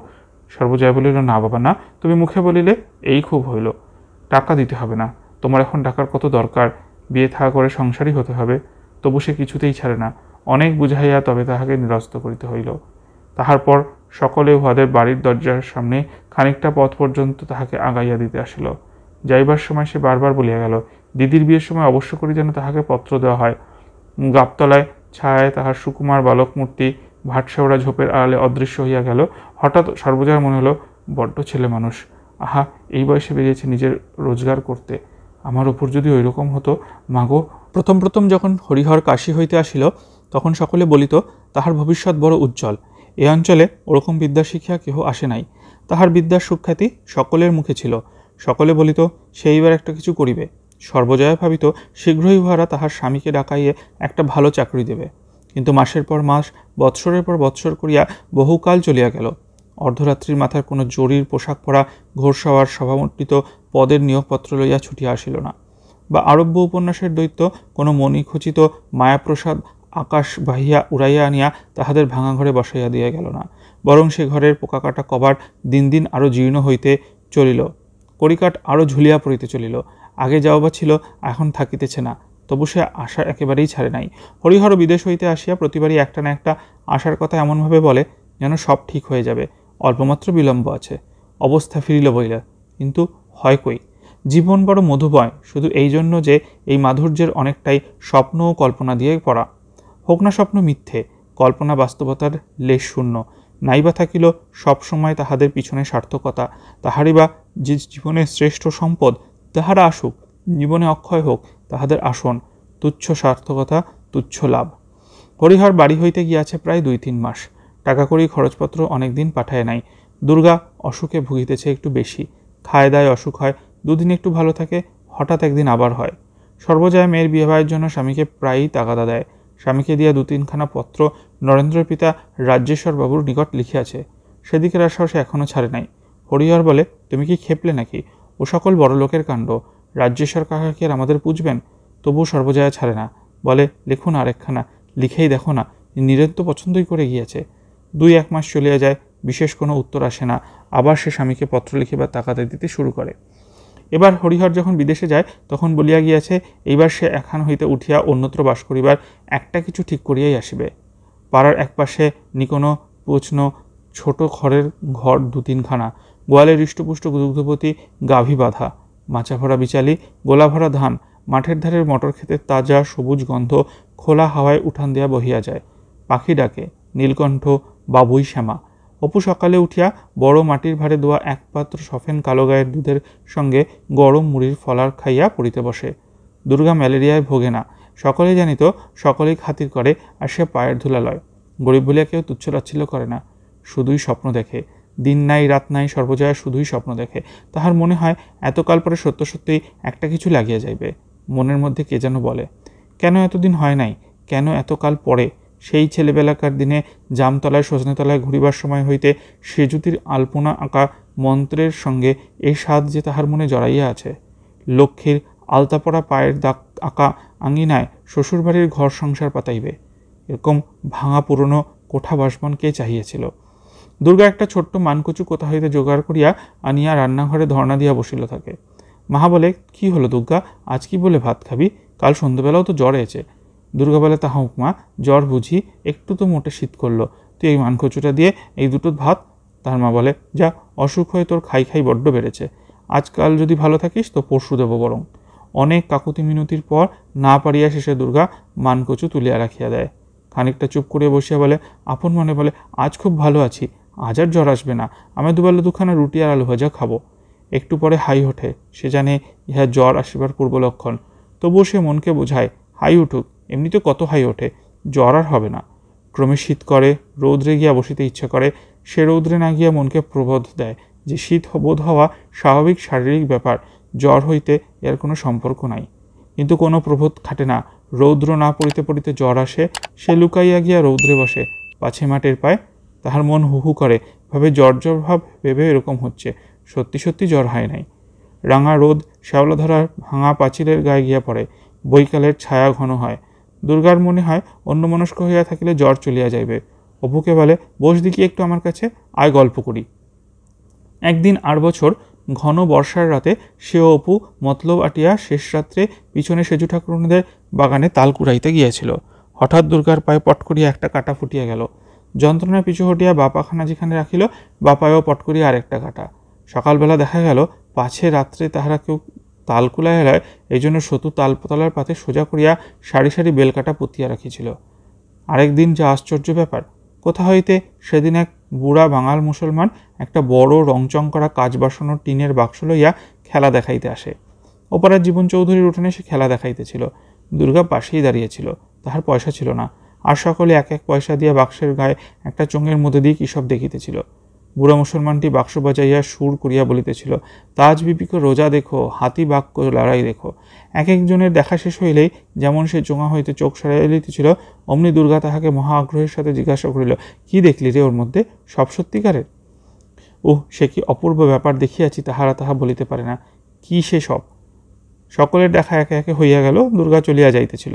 বুড়া মুসলমানটি বলিল, দেখবে না খুকি? দুর্গা হাত নিয়ে বলিল, না, আমার কাছে পয়সা নেই। লোকটা বলিল, এসো এসো খুকি, দেখে যাও, পয়সা লাগবে না। দুর্গার একটু লজ্জা হইয়াছিল, মুখ বলিল, না না থাক, কিন্তু আগ্রহে কৌতূহলে তাহার বুকের মধ্যে টিপটিপ করিয়া উঠিল। লোকটি বলিল, এসো এসো, দোষ কি, এসো দেখো। দুর্গা উজ্জ্বল মুখে পায়ে পায়ে বাক্সের কাছে আসিয়া দাঁড়াইল বটে, তবু সাহস করিয়া মুখটা চোঙের মধ্যে দিতে পারে না। লোকটি বলিল, এই নলটির মধ্যে দিয়ে তাকাও দেখি খুকি। দুর্গা মাথার উড়ন্ত চুলের গোছা কানের পাশে সরাইয়া দিয়া চাহিয়া দেখিল। পরের 10 মিনিটের কথা সে কোনো বর্ণনা করিতে পারে না। সত্যিকারের মানুষ ছবিতে কি করিয়া দেখা যায়, কত সাহেব, মেম, ঘরবাড়ি, যুদ্ধ, সেসব কথা বলিতে পারে না। কি জিনিসই সে দেখিয়াছিল। অপুকে দেখাইতে বড় ইচ্ছে করে। দুর্গা কতবার খুঁজিয়াছে, ও খেলা আর কোনোদিন আসে নাই। গল্প ভালো করে শেষ হইতে না হইতেই দুর্গা জ্বরের ধমকে আর বসিতে পারে না, উঠিয়া ঘরের মধ্যে কাঁথা মুড়ি দিয়ে শোয়। আজকাল বাবা বাড়ি নেই, অপুকে আর খুঁজিয়া মেলা দেয়। বই দপ্তরে ঘুণ পরিবার জোগাড় হয়েছে। সকালবেলা সেই যে এক পুটলি করি লইয়া বাড়ি হয়, আর ফিরে একেবারে দুপুর ঘুরিয়া গেলে খাইবার সময়। তাহার মা বকে, ছেলে না নিকুচি করেছে, তোমার লেখাপড়া একেবারে ছিকেই উঠল। এবার বাড়ি এলে সব বলে দেবো, দেখো তখন তুমি। অপু ভয়ে ভয়ে দপ্তর লইয়া বসে, বইগুলো খুব চারদিকে ছড়ায়। মাকে বলে, একটু খয়ের দাও মা, আমি দোয়াতের কালিতে দেবো। পরে সে বসিয়া বসিয়া হাতের লেখা লিখিয়া রৌদ্রে দেয়। শুকাইয়া গেলে খয়ের বীজানো কালি চকচক করে। অপু মহা খুশির সহিত সেদিকে চাহিয়া বলে, ভাবে আরেকটু খয়ের দেবো, কাল থেকে ও কি চকচক করছে দেখো একবার। পানের বাটা হইতে মাকে লুকাইয়া বড় একখণ্ড খয়ের লইয়া কালির দোয়াতে দেয়। পরে লেখা লিখিয়া শুকাইতে দিয়া কতটা আজ জলজল করে দেখিবার জন্য কৌতূহলের সহিত সেদিকে চাহিয়া থাকে। মনে হয়, আচ্ছা আরেকটু যদি দিই। একদিন মার কাছে ধরা পড়িয়া যায়। মা বলে, ছেলের লেখার সঙ্গে খোঁজ নেই, কেবল ডেলা ডেলা খয়ের রোজ দরকার, দেখে দে খয়ের। ধরা পড়ি একটু অপ্রতিভ হইয়া বলে, খয়ের নইলে কালি হয় বুঝি? আমি বুঝি এমনি এমনি? না, খয়ের নইলে কালি হবে কেন? এইসব রাজ্যের ছেলে আর লেখাপড়া করছে না, তাদের শের খয় রোজ লোকাচ্ছে লোকে দোকানে, যা। অপু বসিয়া বসিয়া একখানা খাতায় নাটক লেখে। বহু লিখিয়া খাতাখানা সে প্রায় ভরাইয়া ফেলিয়াছে। মন্ত্রীর বিশ্বাসঘাতকতায় রাজা রাজ্যে জাতি ছড়িয়া বনে যান। রাজপুত্র নীলাম্বর ও রাজকুমারী অম্বা বনের মধ্যে দস্যুর হাতে পড়েন। ঘোর যুদ্ধ হয়। পরে রাজকুমারীর মৃতদেহ নদী তীরে দেখা যায়। নাটকে সতী বলিয়া একটি জটিল চরিত্র সৃষ্টি হইবার অল্প পরেই বিশেষ কোনো মারাত্মক দোষের বর্ণনা না থাকায় সেও প্রাণদণ্ডে দণ্ডিত হয়। নাটকের শেষ দিকে রাজপুত্রী অম্বার নারদের বরে পুনর্জীবন প্রাপ্তি বা বিশ্বস্ত সেনাপতি জীবনকেতুর সহিত তার বিবাহ প্রভৃতি ঘটনায় তাহারা বলেন যে গত বৈশাখ মাসে দেখা যাত্রাপালার সাথে এই নামগুলি ছাড়া মূলত কোনো অংশই পৃথক নয়, বা সেই হইতেই ইহা হুবহু লওয়া। তাহারা ভুলিয়া যান যে অতীতের কোনো এক নীরব জ্যোৎস্নাময় রাত্রিতে নির্জন বাসকক্ষের স্তিমিত দ্বীপসজ্জায় এক প্রাচীন কবির নীলমেঘের মতো দৃশ্যমান ময়ূর নিনাদিত দূর বনভূমির স্বপ্ন যদি কালিদাসকে মুক্ত মেঘের ভ্রমণে বর্ণনা অনুপ্রাণিত করিয়া থাকে, তাহা হইলেই বাকি সে বিস্তৃত শুভযামিনীর বন্দনা মানুষে নিজের অজ্ঞাতসারে হাজার বৎসর ধরিয়া করিয়া আসিয়াছে। আগুন দিয়াই আগুন জ্বালানো যায়, ছাইয়ের ঢিপিতে মশাল গুজিলে কে কোথায় মশাল জ্বালে। দপ্তরে একখানা বই আছে, বইখানার নাম চরিতমালা। লেখা আছে ঈশ্বরচন্দ্র বিদ্যাসাগর প্রণীত। পুরনো বই, তাহার বাবার নানান জায়গা হইতে ছেলের জন্য বই সংগ্রহ করিবার বাতিক আছে, কোথা হইতে এখানে আনিয়াছিল। অপু মাঝে মাঝে খানিকটা পড়িয়া থাকে। বইখানিতে যাহাদের গল্প আছে সে ওই রকম হইতে চায়। হাটে আলু বেচিতে পাঠাইলে কৃষকপুত্র রস্কো বেড়ার ধারে বসিয়া বসিয়া বীজগণিতের চর্চা করিত। কাগজের অভাবে চামড়ার পাতে ভেত আল দিয়া অঙ্ক কষিত। মেষপালক ডুবালো ইতস্তত সঞ্চরণশীল মেষ দলকে যদৃচ্ছ বিচরণের সুযোগ দিয়া এক মনে গাছতলায় বসিয়া ভূচিত্র পাঠে মগ্ন থাকিত। সে ওই রকম হইতে চায়। বীজগণিত কী জিনিস? সে বীজগণিত পড়িতে চায় রস্কোর মতো। সে এই হাতের লেখা লিখিতে চায় না। ধারাপাত কি শুভঙ্করী এসব তাহার ভালো লাগে না। ওইরকম নির্জন গাছতলায় বনের ছায়ায় কি বেড়ার ধারে বসিয়া সে ভূচিত্র পার্থিবিয়া পড়িবে, বড় বড় বই পড়িবে, পণ্ডিত হইবে ওই রকম। কিন্তু কোথায় পাইবে সেসব জিনিস? কোথায় বা ভূচিত্র, কোথায় বা বীজগণিত, কোথায় বা লাতিন ব্যাকরণ? এখানে শুধুই কড়ি কষার আর্যা আর তৃতীয় নামতা। মা বকিলে কি হইবে? যাহা সে পড়িতে চায় এখানে তাহা কই। কয়দিন খুব বর্ষা চলিতেছে। অন্নধারায় চণ্ডীমণ্ডপে সন্ধ্যাবেলায় মজলিস বসে। সেদিন সেখানে নীলকুঠির ভুয়ো গল্প হইতে শুরু হইয়া পুরীর কোন মন্দিরের মাথায় 5 মণ ভারী চুম্বক পাথর বসানো আছে, যাহার আকর্ষণের বলে নিকটবর্তী সমুদ্রগামী জাহাজ প্রায়ই পথভ্রষ্ট হয়ে আসিয়া তীরমগ্নি মগ্ন শৈলে লাগিয়া ভাঙিয়া যায় প্রভৃতি আরব্য উপন্যাসের গল্পের মতো নানা আজগুবি কাহিনীর বর্ণনা চলিতেছিল। শ্রোতাদের কাহারও উঠিবার ইচ্ছে ছিল না। এরকম আজগুবি গল্প ছাড়িয়া কাহারও বাড়িতে যাইতে মন চড়িতেছিল না। ভূগোল হইতে শীঘ্রই গল্পের ধারা আসিয়া জ্যোতিষে পৌঁছাইল। দীনু চৌধুরী বলিতেছিলেন, ভৃগু সংহিতার মতো অমন বই তো আর নাই, তুমি যাও, শুধু জন্মরাশিটা নিয়ে গিয়ে দাও, তোমার বাবার নাম, কোন কুলে জন্ম, ভূত ভবিষ্যৎ সব বলে দেবে, তুমি মিলিয়ে নাও। গ্রহ ও রাশিচক্রের যত রকম হয় তা সব দেওয়া আছে, মায়ে তোমার পূর্বজন্ম পর্যন্ত। সকলে সাগ্রহে শুনিতেছিল, কিন্তু রামময় হঠাৎ বাহিরের দিকে চাহিয়া বলিলেন, না ওঠা যাক, এরপর যাওয়া যাবে না, দেখছো না কাণ্ডখানা, একটা বড় ঝটকা টটকা না হলে বাঁচি, গতিক বড় খারাপ, চলো সব। বৃষ্টির বিরাম নাই, একটু থামে আবার অমনি জোরে আসে। বৃষ্টির ছাটে চারিধির ধোয়া ধোয়া। হরিহর মোট 5টা টাকা পাঠাইয়াছিল, তাহার পর আর পত্রও নাই, টাকাও নাই। সেও অনেকদিন হইয়া গেল। রোজ সকালে উঠিয়া সর্বজয়া ভাবে আজ ঠিক খরচ আসিবে। ছেলেকে বলে, তুই খেলে খেলে বেড়াস অমন করে, ডাক বাক্সটার কাছে বসে থাকবি, পিয়ন যখন আসবে আর অমনি জিজ্ঞাসা করবি। অপু বলে, মা আমি বুঝি বসে থাকি নে, কালও তো এলো পুটিদের চিঠি, আমাদের খবরের কাগজ দিয়ে গেল, জিজ্ঞেস করে দেখো পুটিকে, কাল তবে আমাদের খবরের কাগজ কি করে এলো, আমি থাকি না বই কি। বর্ষার রীতিমতো নামিয়াছে। অপু মায়ের কথায় ঠায় রায়দের চণ্ডীমণ্ডপে পিয়নের প্রত্যাশায় বসিয়া থাকে। সাধু কর্মকারের ঘরে চালা হইতে গোলা পায়রার দল ভিজিতে ভিজিতে ঝটাপট করিয়া উড়িয়া রায়দের পশ্চিম ঘরের কার্নিশে আসিতেছে। চাহিয়া চাহিয়া দেখে, আকাশের ডাকে সে বড় ভয় করে। বিদ্যুৎ চমকালে মনে হয় দেবতা কীরকম নল পাচ্ছে দেখো, এইবার ঠিক ডাকবে। পরে সে চোখ বুঝিয়া কানে আঙুল দিয়া থাকে। বাড়ি ফিরিয়া দেখে মা ও দিদি সারা বিকাল ভিজিতে ভিজিতে রাশিকৃত কচুর শাক তুলিয়া রান্নাঘরের দাওয়ায় জড়ো করিতেছে। অপু বলিল, কোত্থেকে আনলে মা? কত? দুর্গা হাসিয়া বলে, কত? তোমার তো বসে বসে বড় সুবিধা, ওই ওদের ডোবার জামতলা থেকে এই এতটা 1 হাঁটু জল, যাও দেখি। সকালে ঘাটে গিয়ে নাপিত বউয়ের সঙ্গে দেখা। সর্বজয়া কাপড়ের ভিতর হইতে কাঁসার একখানা রেকাবি বাহির করিয়া বলে, এই দেখো জিনিসখানা, খুব ভালো ভরণ না? কিছু না, ফুল কাঁসা, তুমি বলেছিলে তাই বলি যাই নিয়ে। এ তো যে সে জিনিস নয়, আমার বিয়ের দান, এ জিনিস আর মেলে না। অনেক দরদুস্তুর পরে নাপিত বউ নগদ একটা আঁথুলি আঁচল হইতে খুলিয়া দিয়া রেকাবিখানা কাপড়ের মধ্যে লুকাইয়া লয়, কাউকে যেন না প্রকাশ করে। সর্বজয়া এ অনুরোধ বারবার করে। 2-1 দিনে ঘনীভূত বর্ষা নামিল। হুহু পূর্বে হাওয়া, খানাডোবা সব থই থই করিতেছে। পথে ঘাটে 1 হাঁটু জল, দিনরাত শোষো, মাসবনে ঝড় বাঁধে, বাঁশের মাথা মাটিতে লুটাইয়া ঘরে। আকাশের কোথাও ফাঁক নাই, মাঝে মাঝে আগেকার চেয়ে অন্ধকার করিয়া আসে, কালো কালো মেঘের রাশ হু করিয়া উড়িয়া পূব হইতে পশ্চিমে চলিয়াছে। দূর আকাশের কোথায় যেন দেবাসুরের মহাসংগ্রাম বাঁধিয়াছে। কোন কৌশলী সেনানায়কের ছলনায় জলস্থল আকাশ একেবারে একাকার ছাইয়া ফেলিয়া বিরাট দৈত্য সেনা বাহিনীর পর বাহিনী, অক্ষৌণীর পর অক্ষৌহিনী, অদৃশ্য রথী মহারথীদের নায়কত্বে ঝড়ের বেগে অগ্রসর হইতেছে। প্রজ্বলন্ত অত্যুগ্র দেবজ আগুন উড়াইয়া চক্ষের নিমেষে বিশাল কৃষ্ণচমুর এদিক ওদিক হইয়া ছিঁড়িয়া ভারিয়া এই ছিন্ন ভিন্ন করিয়া দিতেছে। এ আবার কোথা হইতে রক্তবীজের বংশ করাল কৃষ্ণছায়া পৃথিবী অন্তরিক্ষ অন্ধকার করিয়া ঘিরিয়া আসিতেছে। মহাঝড়, দিনরাত শো শো শব্দ, নদীর জল বাড়ে, কত ঘরদোর কত জায়গায় যে পড়িয়া গেল। নদী নালা সব জলে ভাসিয়া গিয়াছে, গরু বাছুর গাছের তলে, বাঁশবনে বাড়ির ছাঁচতলা অঝরে দাঁড়াইয়া ভিজিতেছে। পাখি পাখালির শব্দ নাই কোনো দিকে। 4-5 দিন সমানভাবে কাটিল, কেবল ঝড়ের শব্দ আর অবিশ্রান্ত ধারাবর্ষণ। অপু দাওয়ায় উঠিয়া তাড়াতাড়ি ভিজা মাথা মুছিতে মুছিতে বলিল, আমাদের বাঁশতলায় জল এসেছে দিদি, দেখবি? দুর্গা কাঁথা মুড়ি দেওয়া শুইয়াছিল, না উঠিয়াই বলিল, কতখানি জল এসেছে রে? অপু বলে, তোর জ্বর সারলে কাল দেখে আসিস, তেঁতুলতলার পথে হাঁটু জল। পরে জিজ্ঞাসা করে, মা কোথায় রে? ঘরে একটা দানা নেই, দুটোখানি বাসি চাল ভাজা মাত্র আছে। অপু কান্নাকাটি করে, তা হবে না মা, আমার খিদে পায় না বুঝি, আমি দুটো ভাত খাবো।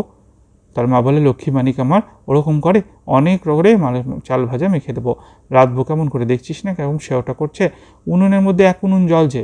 পরে সে কাপড়ের ভিতরেতে একটা বাহির করিয়া দেখাইয়া, এই দেখ কই মাছ বাঁশতলায় কানে হেঁটে হেঁটে বেড়াচ্ছে, বন্যের জল পেয়ে সব উঠে এসেছে না গাং থেকে, বরজ পোতার ডবা ভেসে নদীর সঙ্গে এক হয়ে গিয়েছে কিনা, তাই সব উঠে আসছে। দুর্গা কাঁথা ফেলিয়া ওঠে, অবাক হয়ে যায়, বলে, দেখি মা মাছটা। হ্যাঁ মা, কই মাছ বুঝি কানে হেঁটে বেড়ায়, আর আছে? অপু এক্ষুনি বৃষ্টি মাথায় ছুটিয়া যায় আর কি। অনেক কষ্টে তাহার মা তাহাকে থামায়। দুর্গা বলে, একটু জ্বর সারিলে কাল সকালে চল অপু, তুই আর আমি বাঁশবাগান থেকে মাছ নিয়ে আসবো এখন। পরে সে অবাক হয়ে বলে, বাঁশবাগানে মাছ কি করে এলো? বা তো মা কি ভালো করে খুঁজেছে, খুঁজলে আরও সেখানে আছে, দেখতে পেলাম না তো কীরকম কই মাছ কানে হাঁটে, কাল সকালে দেখব, সকাল সকাল জ্বর সেরে যাবে। চারদিকের বন বাগান ঘিরিয়া সন্ধ্যা নামে, সন্ধ্যার মেঘে এওদশীর অন্ধকার চারিধার একাকার। দুর্গা যে বিছানা পাতিয়া শুয়ে আছে, তাহারই একপাশে তাহার মা অপু বসে।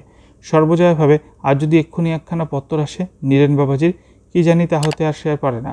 নীরেন তো পছন্দই করিয়া গিয়েছে, কি জানি কি হলো অদষ্টে, না হলে এসব কি আর আমার অদৃষ্টে হবে? তুমিও যেমন, তাহলে আর ভাবনা কি ছিল? ওদিকে ভাই বোনে তুমুল তর্ক বাঁধিয়া যায়। অপু সরিয়া মায়ের কাছে খাসিয়া বলে, ঠান্ডা হাওয়ায় বেজায় শীত করছে। হাসিয়া বলে, মা সেই শ্যামলঙ্কা বাটনা ঘটে মাটিতে লুটায় কেশ। দুর্গা বলে, ততক্ষণে মা আমার ছেড়ে গিয়েছেন দেশ। অপু বলে, দূর হ মা, তাই নাকি? ততক্ষণে মা আমার ছেড়ে গিয়েছেন দেশ। কথা বলে এসে দিদির অজ্ঞতায় হাসে। সর্বজয়া বুকে ছেলের অবোধ উল্লাসের হাসি শেলের মতো বেঁধে। মনে মনে ভাবে, 7টা নয় 5টা নয়, একটা মাত্র ছেলে, কি অদেষ্টে যে কি করে এসেছিল, তার মুখটা আবদার রাখতে পারি না, ঘি না, লুচি না, সন্দেশ না, কিনা শুধু দুটো ভাত, নক্কি। আবার ভাবে এই ভাঙা ঘর, টানাটানির সংসার, অপু মানুষ হলে আরে দুঃখ থাকবে না। ভগবান তাকে মানুষ করে তোলেন যেন। তারপর সে বসিয়া বসিয়া গল্প করে। যখন প্রথম সে নিশ্চিন্তপুর ঘর করিতে আসিয়াছিল, তখন 1 বছর এরকম অবিশ্রান্ত বর্ষায় নদীর জল এত বাড়িয়াছিল যে ঘাটের পথে মুখুজ্জিবাড়ির গাছে বড় নৌকা বাঁধাই পর্যন্ত আসিয়াছিল। অপু বলে, কত বড় নৌকা মা? মস্ত। ওই যে খোট্টাদের চুনের নৌকো, সাজি মাটির নৌকো মাঝে মাঝে আসে, দেখেছিস তো? অত বড়। দুর্গা হঠাৎ জিজ্ঞাসা করে, মা তুমি 4 গুছির বিনুনি করতে জানো? অনেক রাত্রে সর্বজয়ার ঘুম ভাঙিয়া যায়। অপু ডাকিতেছে, মা ওঠো মা, আমার গায়ে জল পড়ছে। সর্বজয়া উঠিয়া আলো জ্বালে। বাহিরে ভয়ানক বৃষ্টির শব্দ। ফুটা ছাদ দিয়া ঘরে সর্বত্র জল পড়িতেছে। সে বিছানা সরিয়ে পাতায় দেয়। দুর্গা অঘোর ঘরে শুয়ে আছে। তাহার মা গায়ে হাত দিয়া দেখে গায়ের কাঁথা ভিজিয়া সপ করিতেছে। ডাকিয়া বলে, দুর্গা ও দুর্গা, শোন, ওঠ, একটু ওঠ বাবা, বিছানাটা সরিয়ে নে। দুর্গা শিগগিরই ওঠ, একেবারে ভিজে গেল যে সব। ছেলে মেয়ে ঘুমাইয়া পড়িলে সর্বজয়ার ঘুম আসে না। অন্ধকার রাত, এই ঘন বর্ষা, তাহার মন ছমছম করে। ভয়ে কিছু একটা ঘটিবে, কিছু ঘটিবে। বুকের মধ্যে কেমন যেন করে। ভাবে, সে মানুষেরই হোক বা কেন, কোনো পত্তর আসে না। টাকা মরুগ্গে যাক, এরকম তো কোনোবার হয় না। শরীরটা ভালো আছে তো? মা সিদ্ধেশ্বরী 100 আনার ভোগ দেব, ভালো খবর এনে দাও মা। তারপর দিন সকালের দিকে সামান্য একটু বৃষ্টি থামিল। সর্বজয়া বাটির বাইরে হইতে দেখিয়ে বাঁশবনের মধ্যে একটা ছোটা ডোবাটা জলে ভর্তি হয়ে গেছে। ঘাটের পথে নিবারণের মা ভিজিতে ভিজিতে কোথায় যাইতেছিল। সর্বজয়া ডাকি বলিল, ও নিবারণের মা, শোনো। পরে সলজ্জভাবে বলল, সেই যে তুই একবার বলেছিলি না বৃন্দাবনী চাঁদির কথা, তোর ছেলের জন্য নিবি? নিবারণের মা বলিল, আছে, দেয়া একটু ধরুক, মোর ছেলের সঙ্গে করে এক্ষুনি আসবো। এখন নতুন আছে মা, ঠাকুরন না পুরনো? সর্বজয়া বলিল, তুই আয় না, এক্ষুনি দেখবি। একটু পুরনো, কিন্তু সে কেউ গায়ে দেয় না, ধোঁয়া তোলা আছে। পরে একটু থামিয়ে বলিল, তোরা আজকাল আর চাল ভাজছিস না না? নিবারণের মা বলিল, এই বাদলায় কি ধান শুকায় মা ঠাকুরন? খাবো বলে 2টোখানি এনে রেখে দিয়েছি অমনি। সর্বজয়া বললে, এক কাজ কর না, তাই আমাকে গিয়ে 8 কাঠা খানেক আছে দিয়ে যাবি। একটু সরিয়ে আসা মিনতি সুরে বলল, বৃষ্টির জন্য বাজার থেকে চাল আনবার লোক পাচ্ছি না, টাকা নিয়ে বেড়াচ্ছি, তা কেউ যদি রাজি হয়, বড় মুশকিলে পড়েছি মা। নিবারণের মা স্বীকার করিয়া গেল, বলিল, আসবো এখন নিয়ে, কিন্তু সে ডেটিল ধানের চালের ভাত কি আপনারা খেতে পারবেন ঠাকুরন? বড্ড মোটা। নিমছাল সিদ্ধ দুর্গা আর খাইতে পারে না, তাহার অসুখ একেভাবে আছে। ঔষধ নাই, ডাক্তার নাই, বদ্যি নাই, বলে 1 পয়সার বিস্কুট আনবে মা, নোনতা, মুখে বেশ লাগে। সাবু তাই জোটে না, তাই বিস্কুট। বৈকালবেলা হইতে আবার ভয়ানক বৃষ্টি নামিল। বৃষ্টির সঙ্গে ঝড়ও যেন বেশি করিয়া আসে। ঘোর বর্ষণমুখর নির্জন জল থই থই হু হু পুবে, হাওয়া বাওয়া মেঘে অন্ধকারে একাকার ভাদ্র সন্ধ্যা। আবার সেই রকম কালো কালো পেঁচা তুলোর মতো মেঘ উড়িয়া চলিতেছে। বৃষ্টির শব্দে কান পাতা যায় না। দরজা জানলা দিয়া ঠান্ডা হাওয়ার ঝাপটার সঙ্গে বৃষ্টির হুটহাট করিয়া ঢুকে। ছেঁড়া থলে, ছেঁড়া ছেঁড়া কাপড় গোজা ভাঙা কবাটের আড়ালের সাধ্য কি ঝড়ের ভীম আক্রমণের মুখে দাঁড়ায়? বেশি রাত্রে সকলে ঘুমাইলে বেশি বৃষ্টি নামিল। সর্বজয়ার ঘুম আসে না, সে বিছানায় উঠিয়া বসে। বাহিরে শুধু একটানা হুস হুস জলের শব্দ, ক্রুদ্ধ দৈত্যের মতো গর্জমান একটানা শো শো রবে ঝড়ের দমকা বাড়িতে বাঁধিতেছে। জীর্ণ কোঠাখানা একবারের দমকায় যেন থরথর করে কাঁপে। ভয়ে তাহার প্রাণ উড়িয়া যায়। গ্রামের একধারে বাঁশবনের মধ্যে ছোট ছোট ছেলেমেয়ে লইয়া নিঃসহায় মনে মনে বলে, ঠাকুর আমি মরি ক্ষতি নেই, কিন্তু এদের কি করি? এই রাত্রিরে যাইপা কোথায়? মনে মনে বসিয়া ভাবে, আচ্ছা যদি কোঠা পড়ে যায়, তবে দালানের দেওয়ালটা বোধহয় আগে পড়বে, যেমন শব্দ হবে অমনি পানচালার দৌড় দিয়ে এদের টেনে বার করে নেব। সে যেন আর বসিয়া থাকিতে পারে না। কয়দিন সে ওল শাক, কচু শাক সিদ্ধ করিয়া খাইয়া দিন কাটিতেছে। নিজে উপবাসের পর উপবাস দিয়া ছেলে মেয়েকে সামান্য কিছু খাদ্য দিয়া খাওয়াইছিল। শরীর ভাবনায় অনাহারে দুর্বল, মাথার ওপর কেমন করে। ঝড়ের গো গো শব্দ অনেক রাত্রে বড় বাড়িল। বাহিরে কি একটা ঝটকা আসিল। উপায়, একবার বড় একটা দমকায় ভয় পাইয়া সে ঝড়ের গতিক বুঝিবার পর সন্তর্পণে দালানের দুয়ার খুলিয়া বাহিরে রোয়াকের মুখ বাড়াইল। বৃষ্টির ছাটে কাপড় চুল সব ভিজিয়া গেল। হুহু একটানা হাওয়ার শব্দে বৃষ্টিপতনের ঝড়ের শব্দ ঢাকিয়া গিয়াছে। বাহিরে কিছু দেখা যায় না। অন্ধকারে মেঘে আকাশে বাতাসে গাছপালার সব একাকার। ঝড় বৃষ্টির শব্দে আর কিছু শোনা যায় না। এই হিংস্র অন্ধকার ও ক্রূর ঝটিকাময়ী রজনীর আত্মা যেন প্রলয়দেবের দূতরূপে ভীম ভৈরব বেগে সৃষ্টি গ্রাস করিতে ছুটিয়া আসিতেছে। অন্ধকারে রাত্রে গাছতলায় আকাশে মাটিতে তাহার গতিবেগ বাঁধিয়া শব্দ উঠিতেছে। এই শব্দ প্রথমাংশের দিকে বিশ্বগ্রাসী দূতটা যেন পিছু হটিয়া বল সঞ্চয় করিতেছে, এবং শেষের অংশটায় পৃথিবীর উচ্চ নিচ তাবৎ বায়ুস্তর আলোড়ন মন্থন করিয়া বায়ুস্তরে বিশাল তুফান তুলিয়া তাহার সমস্ত আসরিকতার বলে সর্বজয়াদের জীর্ণ খোটাটা পিছনে ধাক্কা দিতেছে। কোঠা দুলিয়া দুলিয়া উঠিতেছে, আর থাকে না। এর মধ্যে যেন কোন অধীরত্ব, বিশৃঙ্খলতা, ভ্রমভ্রান্তি নাই, যেন দৃঢ়, অভ্যস্ত, প্রণালীবদ্ধভাবে কৃতকার্য। বিশ্বটাকে নির্দিষ্ট সময়ের মধ্যে চূর্ণ করিয়া উড়াইয়া দেওয়ার ভার যেন সে লইয়াছে। যুগে যুগে এরকম কত হাস্যমুখী সৃষ্টিকে বিধ্বংস করিয়া অনন্ত আকাশের অন্ধকারে তারাবাজির মতো ছড়াইয়া দিয়া আসিয়াছে সে মহাশক্তিমান ধ্বংসদূত। এ তার অভ্যস্ত কার্য, এতে তার অধীরতা উন্মত্তা সাজে না। আতঙ্কে সর্বজয়া দৌড় বন্ধ করিয়া দিল। আচ্ছা, যদি এক্ষুনি কিছু একটা ঘরে ঢোকে, মানুষ কা অন্য কোনো জানোয়ার, চারদিকে ঘন বাঁশবন, জঙ্গল, লোকজনের বসতি নাই, মাগো জলের ছিটের ঘর ভাসিয়া যাইতেছে। হাত দিয়ে দেখল ঘুমন্ত অপুর গা জলে ভিজিয়া নেতা হইয়া যাইতেছে। সে কি করে? আর কত রাত আছে? বিছানা হাতড়াইয়া দেশলাই খুঁজিয়া কেরোসিনের ডিবাটা জ্বালে। ডাকে, ও অপু, ওর তো জল পড়ছে। অপু ঘুম চোখে জড়িত গলায় কি যেন বলে, বোঝা যায় না। আবার ডাকে, অপু শুনছিস? ও অপু, ওর দেখি। দুর্গাকে বলে, পাশ ফিরে শত দুর্গা, বড্ড জল পড়ছে, একটু সরে পাশ ফিরে শো দেখি। অপু উঠিয়া বসে, ঘুম চোখে চারদিকে চায়, পরে আবার শুইয়া পড়ে। হুড়ুম করিয়া বিষমুখী একটা শব্দ হয়। সর্বজয়া তাড়াতাড়ি দুয়ার খুলিয়া বাহিরের দিকে উঁকি মারিয়া দেখিল বাঁশবনের দিকটা ফাঁকা ফাঁকা দেখাইতেছে। রান্নাঘরের দেওয়াল কি পড়িয়া গিয়াছে? তাহার বুক কাঁপিয়া ওঠে। এইবার বুঝি পুরনো কোঠাটা। কি আছে কাহাকে সে এখন ডাকে। মনে মনে বলে, হে ঠাকুর, আজকের রাতটা কোনো রকমে কাটিয়ে দাও। হে ঠাকুর, ওদের মুখের দিকে তাকাও। তখন ভালো করিয়া ভোর হয় নাই। ঝড় থামিয়া গিয়াছে, কিন্তু বৃষ্টি তখনও অল্প অল্প পড়িতেছে। পাড়ার নীলমণি মুখুজ্জের স্ত্রী গোয়ালে গরুর অবস্থা দেখিতে আসিয়াছেন। এমন সময় খিড়কি দোর হইতে বারবার ধাক্কা শুনিয়া দৌড় খুলিয়া বিস্ময়ের বলেন, নতুন বউ? সর্বজয়া ব্যস্তভাবে বলিল, নদী, একবার বটঠাকুরকে ডাকো দেখি, একবার শিগগির আমাদের বাড়িতে আসতে বলো। দুর্গা কেমন করছে? নীলমণি মুখুজ্জের স্ত্রী আশ্চর্য হইয়া বলে, দুর্গা? কেন, কি হয়েছে দুর্গার? সর্বজয়া বলিল, কদিন হইতেই জ্বর হয়েছে, হচ্ছে আবার যাচ্ছে, ম্যালেরিয়ার জ্বর। কাল সন্ধ্যা থেকে জ্বর বড্ড বেশি, তার উপর কাল রাত্রে কীরকম কাণ্ড তো জানোই। একবার শিগগির বটঠাকুরকে।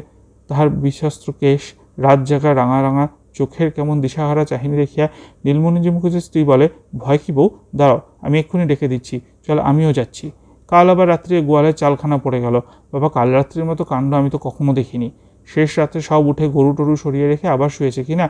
দাঁড়াও, আমি একটু ডাকি। একটু পরে নীলমণি মুখুজ্জে, তাহার বড় ছেলে ফণি, স্ত্রী ও দুই মেয়ে সকলে অপুরদের বাড়িতে আসিল।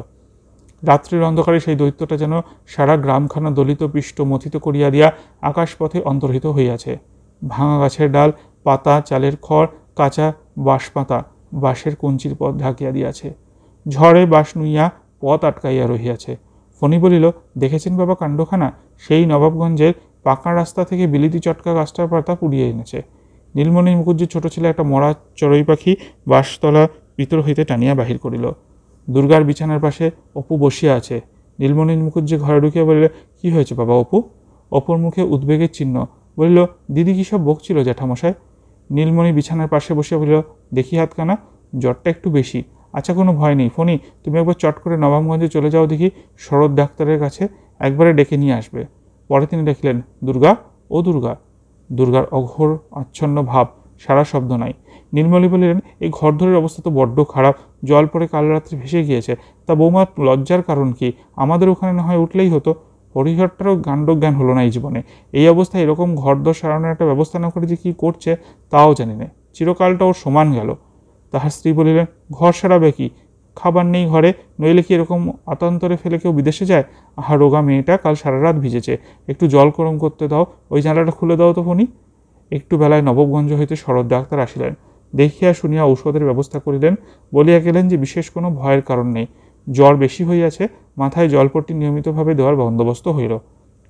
হরিহর কোথায় আছে জানা নেই, তবুও তাহার পূর্ব ঠিকানায় তাহাকে একখানা পত্র দেওয়া হইল। পরদিন ঝড় বৃষ্টি থামিয়া গেল, আকাশের মেঘ কাটিতে শুরু করিল। নীলমণি মুখুজ্জে দুবেলা নিয়মিত দেখাশোনা করিতে লাগিলেন। ঝড় বৃষ্টি থামিবার পরদিন হইতেই দুর্গার জ্বর আবার বাড়িল। শরৎ ডাক্তার সুবিধে বুঝিলেন না। হরিহরকে আরও একখানা পত্র দেওয়া হইল। অপু তাহার দিদির মাথার কাছে বসিয়া জলপটি দিতেছিল। দিদিকে দু একবার ডাকিল, ও দিদি শুনছিস?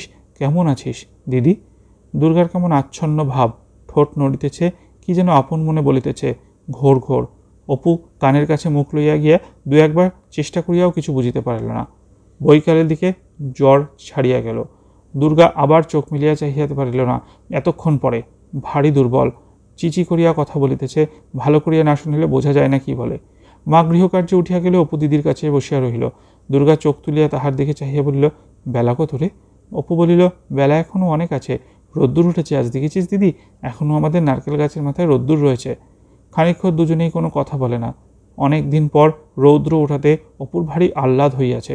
সে জানলার বাহিরে রৌদ্রালোকিত গাছটার মাথায় চাহিয়া রহিল। খানিকটা পরে দুর্গা বলিল, শোন অপু, একটা কথা শোন। কী রে দিদি? পরে সে দিদির মুখের আরও কাছে মুখ লইয়া গেল। আমায় একদিন রেলগাড়ি দেখাবি? দেখাবো এখন। তুই সেরে উঠলে বাবাকে বলে আমরা সব একদিন গঙ্গা নাইতে যাব রেলগাড়ি করে। সারা দিন রাত্রি কাটিয়া গেল। ঝড় বৃষ্টি কোনো কালে হইয়াছিল মনে হয় না। চারিধারে দারুণ শরতের রৌদ্র। সকাল 10টার সময় নীলমুখে অনেকদিন পর নদীতে স্নান করিতে যাইবেন বলিয়া তেল মাখিতে বসিয়াছেন। তাহার স্ত্রী উত্তেজিত সুরে গান গাইল, ওগো এসো তো একবার এদিকে শিগগিরই। অপুদের বাড়ির দিকে দেখে কেমন একটা কান্নার গলা আওয়াজ পাওয়া যাচ্ছে। ব্যাপার কি দেখিতে সকলে ছুটিয়া গেলেন। সর্বজয়া মেয়ের মুখের উপর ঝুঁকিয়া পড়িয়া বলিতেছে, ও দুর্গা, চা দেখি মা, দেখি ভালো করে চা দেখি দুর্গা। নীলমণি মুখুজ্জি ঘরে ঢুকিয়া বললেন, কি হয়েছে? সরো সরো সরো সবাই। আহা কি করো, বাতাসটা সবাই বন্ধ করে দাঁড়াও কেন? সর্বজয়া ভাসুর সম্পর্কে প্রবীণ প্রতিবেশীর ঘরের মধ্যে উপস্থিতি ভুলিয়া গিয়া চিৎকার করিয়া উঠিল, ওকু কি হলো, মেয়ে অমন করছে কেন? দুর্গা আর চাহিল না। আকাশের নীল আস্তরণ ভেদ করিয়া মাঝে মাঝে অনন্তের হাতছানি আসে।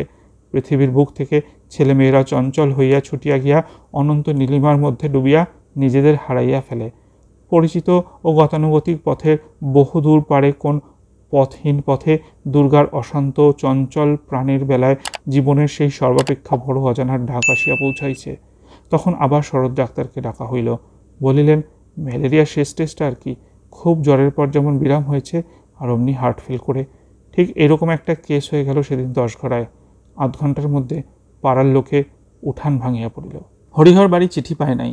এবার বাড়ি হইতে বাহির হইয়া হরিহর রায় প্রথমে কোয়ারি কৃষ্ণনগর যায়। কাহারও সঙ্গে তথায় পরিচয় ছিল না। শহর বাজার জায়গা, একটা না কিছু একটা উপায় হবে এই কুহকে পড়িয়াই সে সেখানে গিয়াছিল। গোয়ারিতে কিছুদিন থাকিবার পর সে সন্ধান পাইল যে শহরে উকিল কি জমিদারের বাড়িতে দৈনিক বা মাসিক চুক্তি হিসেবে চণ্ডীপাঠ করার কার্য প্রায় জুটিয়াই যায়। আশায় আশায় দিন 15 কাটাইয়া বাড়ি হইতে পথখরচ চলিয়া বলিয়া যৎসামান্য যাহা কিছু আনিয়াছিল ফুরাইয়া ফেলিল। অথচ কোথাও কিছু সুবিধা হয় না। সে পড়িল মহাবিপদে।